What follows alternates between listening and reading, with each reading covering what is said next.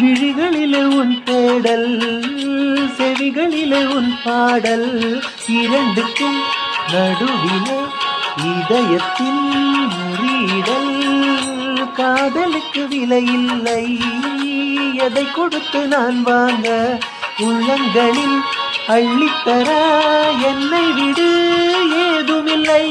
யாரை கேட்டு வருமோ காதலின் ஞாபகம்? என்னை பார்த்த பிறகும் ஏன் இந்த தாமதம், ஏன் இந்த தாமதம்?